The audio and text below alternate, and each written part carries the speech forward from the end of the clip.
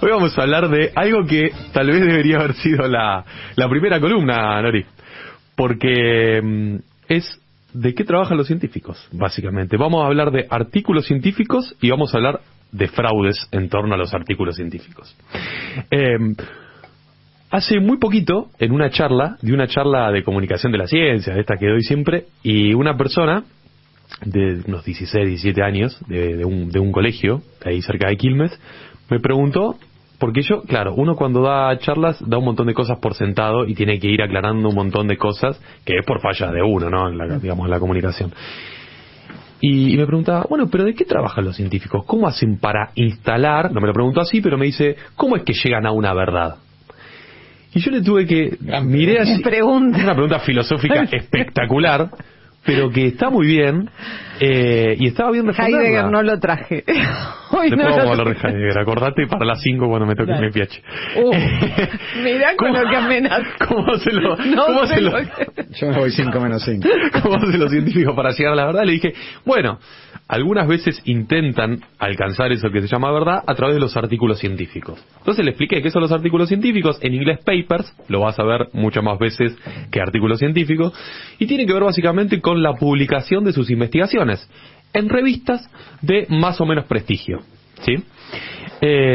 ¿Por qué publican sus investigaciones en revistas? Primero para que otros científicos de otros lugares se enteren, y después porque intentan en realidad, con la publicación, de llegar a revistas muy encumbradas. Hay revistas que son muy reconocidas y otras menos reconocidas. ¿Qué ocurre? Cuando vos publicás una investigación, sos un científico, ¿no? Investiga hongos, por ejemplo, y tenés una muy buena investigación y publicás en una revista de renombre, automáticamente tus investigaciones se validan. Science, Nature, Cell, son revistas de mucho factor de impacto. Son muy famosas, digámoslo así, ¿no? Entonces, ¿qué ocurre? Cuando vos publicás en esas revistas, vas escalando en la escala, obtenés más jerarquía, y obtener más jerarquía es obtener más premios es obtener más fondos. Así funciona más o menos. ¿Qué ocurre? En la práctica, lo que sucede, y cada vez más, y acá tenemos la noticia y acá está la agenda, que cada vez hay más fraudes. ¿Por qué? Porque los científicos, a través de sus investigaciones, participan de un sistema que todos conocemos muy bien, que es el sistema capitalista. Entonces, cada vez quieren publicar más, cada vez quieren publicar mejor, y cada vez quieren ganar lugar en esas revistas famosas. Por esto que yo les decía, para ganar prestigio. ¿Qué está ocurriendo? A través de la inteligencia artificial, se está detectando que muchos científicos la utilizan para poder publicar investigaciones que nunca existieron. No. ¿De veras? Sí. E incluso no está ocurriendo todavía en las revistas de mayor renombre. ¿Por qué? Porque las revistas de mayor renombre... Debe haber un comité de selección, se supone que... Existen comités de prestigio que se juegan su nombre cada vez que corrigen un trabajo. Pero están viendo, por ejemplo, fraudes del tipo de... algunas universidades están ofreciendo dinero a algunos científicos de renombre para decir que ese científico forma parte de su plantel docente, ¿se entiende? Es decir, yo soy de Harvard, por ejemplo, no van a escuchar de Harvard, yo soy de Harvard, y le pago a Nora Beiras para que diga que por un tiempo fue investigadora de Harvard mientras publicó ese artículo. ¿Por qué? Porque compran el pase, digamos. Claro, te cobran el pase. Otra que están haciendo mucho, por ejemplo, es se inventan, está genial, se está viendo, se inventan investigadores que no existen para ese comité. Es decir, crean un Pablo Esteban de fantasía, que en su vida corrigió ningún trabajo, y dicen, no tiene un currículum, esta persona es investigadora de España, en la Universidad Complutense de Madrid. Una estafa directamente. Otra estafa, sí, está ocurriendo eso. ¿Por qué? Porque lo que sucede, y es que en muchos casos, obviamente que existen, ¿no?, comité de ética, pero en muchos casos no funcionan. Lo que funciona y hace mucho, y muy bien, es la industria de la publicación científica. ¿Qué sucede? Acá me anoté algunos números porque son fascinantes. En el mundo tenemos más o menos 6 millones de científicos, ¿sí? 6 millones de científicos muy en total. Pocos. Son muy pocos. Muy pocos. Sí. Que publican algo así como 2 millones de artículos al año. Es decir, se calcula que 1 de cada 3 publica un artículo al año.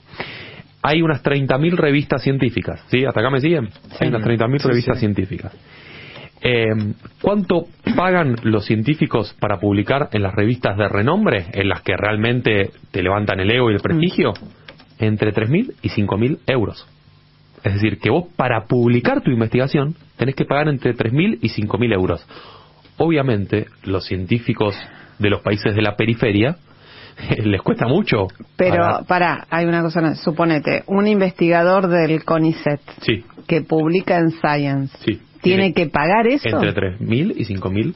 ¿El investigador o lo paga el CONICET? El Estado lo termina pagando, pero en muchos casos el Estado, si no quiere hacerse cargo, no puede publicar su investigación, que es lo que termina ocurriendo en muchos casos. Es un requisito obligatorio. Sí o sí hay que pagar para publicarlo. No es que algunos en esas revistas, sí. En esas revistas tenés que pagar. No es que la revista te convoca por la trascendencia de tu investigación. Les pasa a muy poquitos, te diría que casi a ningún argentino. No. Y no solo eso, la perversidad del sistema es que no solo pagás para publicar tu investigación, que de última después el Estado argentino lo obtiene a través de algún prestigio, de alguna patente, de alguna cosa. También tenés que pagar para leer investigaciones. Pero las revistas viven de otra cosa, de un financiamiento de otro orden, más eso. No es que sí, viven... por supuesto, viven de las suscripciones. Pero vos pensás esto, yo te decía recién, entre 3.000 y 5.000 euros para publicar en las revistas más importantes. Tenés 2 millones de artículos al año. Ya tenés una masa de dinero y tienen además acuerdos con lo que se te ocurra. Hay grandes corporaciones detrás de la industria de la revista científica. Thomson Reuters nos suena, bueno, es uno de los unas grandes corporaciones canadienses que está detrás de esto, que es la que administra la circulación de determinadas revistas, es decir, tiene a su cargo, es la dueña de algunas de estas revistas más famosas del mundo. Entonces, ahí tenés un problema muy grave. Los estados, el Estado argentino, gasta muchísimo dinero, ahora vamos a ver qué pasa, pero gasta muchísimo dinero para que nuestros científicos puedan acceder a la lectura. Si vos no lees la última evidencia científica, que sí, no casualidad estar actualizado, obviamente, es publicada en las revistas más importantes, no puedes estar actualizado. No sabes si Nacho Picardo, un científico súper importante de México, no publicó lo que vos estás por publicar. Sí. Si ya lo publicó, te van a acusar de plagio. Entonces, claro, hay un sistema que es muy perverso. ¿Ustedes saben cuál es el margen de ganancia que tienen las revistas científicas? Tienen algo así como 19.000 millones de dólares anuales. 19.000 millones de dólares anuales, para que ustedes tengan relevancia de lo que estamos hablando, es algo así como la ganancia que tienen el cine y parte de la música. Es decir, es una industria cultural de las revistas científicas que es fortísima. Y lo peor de todo... 19.000 millones de dólares. ¿Sabes qué es lo peor de todo esto? Que en el medio está el conocimiento. Uno podría decir para la música, en el medio está la cultura, sí, por supuesto. Pero aquí, lo que se juega, lo que se disputa, es esto que les decía al comienzo, la verdad. La gente deposita en esa verdad, en esa última evidencia, un montón. Y además... que hay un tema ahí que para mí es fundamental, que las principales investigaciones son en general de biología molecular asociadas a la salud. Entonces ahí hay un punto, todavía damos una vuelta de tuerca más y es todavía más perversa. Desde Argentina hay gente que investiga este mercado oscuro de revistas científicas desde hace bastante tiempo. Una investigadora con la que charlé hace algunos años se llama Viviana Martinovich, que es alucinante todo lo que sabe esa mujer, de la Universidad Nacional de Lanús.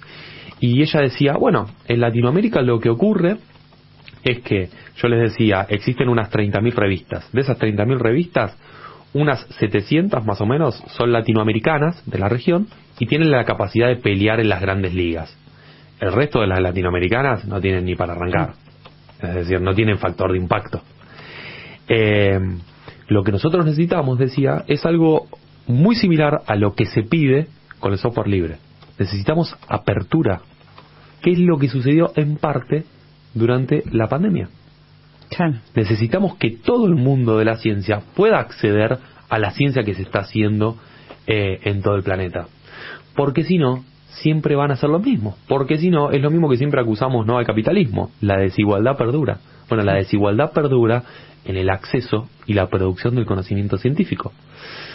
lo vimos muy claro, como yo les decía, durante la pandemia, eso se abrió un poco, ¿no? Los laboratorios se comprometieron a poder hacer sus publicaciones de las investigaciones que financiaban a puertas abiertas, digamos, ¿no? Pero pasó ahí nada más, en una época de decepción y de crisis global. Después todo volvió a ser lo Ahora, mismo. todo este mundo que vos bien encuadraste dentro del capitalismo, es decir, toda la ciencia de Occidente. ¿Y en Oriente qué pasa? No sabemos. No sabemos. No sabemos. No. Con todo el evidente de campo de desarrollo de investigación de China, de India, Lori, es que de nosotros, Corea. imagínate lo occidentalizado que está todo, lo eurocéntrico, lo anglosajón que es todo, que cuando pasó la pandemia descubrimos recién que Rusia tenía ciencia, que existía un centro como el Gamaleya que hacía muchísimo tiempo producía vacunas. Claro. De la India es el principal productor de vacunas, nos enteramos también en la pandemia. O sea, ¿cómo tenés un país que es una superpotencia y te enterás recién después de un montón de tiempo?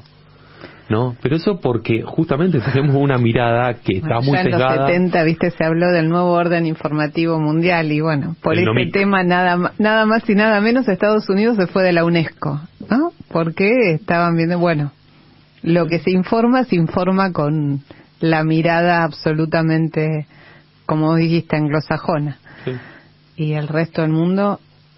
Bueno, cuando surgió la vacuna rusa, ¿se acuerdan? Según el medio que mirabas, era tomada con pinzas, era analizada, era como, bueno, hay que ver porque viene de acá, solamente por el hecho de provenir de un lugar en específico. Pero es que ahí cuando vos ampliás la óptica te das cuenta de la perversidad y de las instituciones en las cuales depositamos confianza y citamos todo el tiempo, también son de Naciones Unidas, también son occidentales.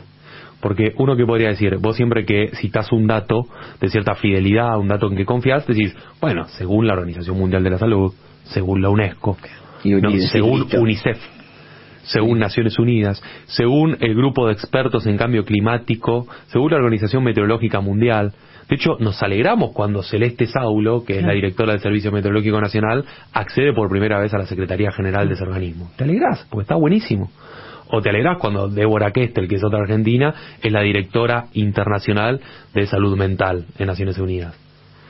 Pero después te das cuenta, cuando empezás, te corres un poquito, te corres unos metros, te das cuenta de que todo el sistema tiene una ideología y todo el sistema está mirando siempre para el mismo lado.